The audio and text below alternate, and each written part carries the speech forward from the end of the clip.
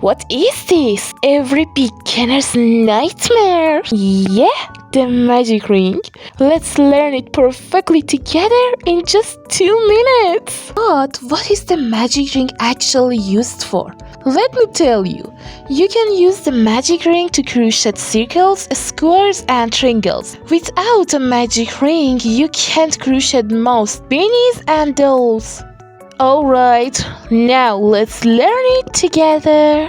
To make a magic ring, we hold the free end of the yarn in our right hand and the non-free end in our left. Then we warp the free end twice around our index finger so that the free end ends up pointing toward the tip of the index finger.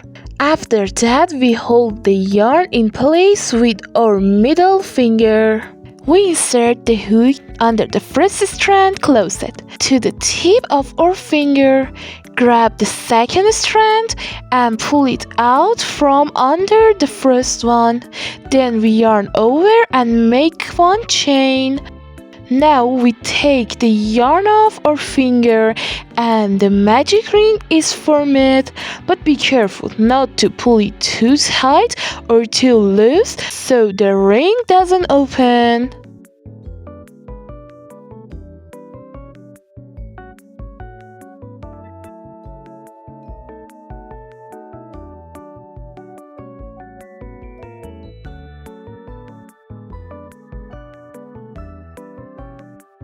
Now we've learned the magic ring.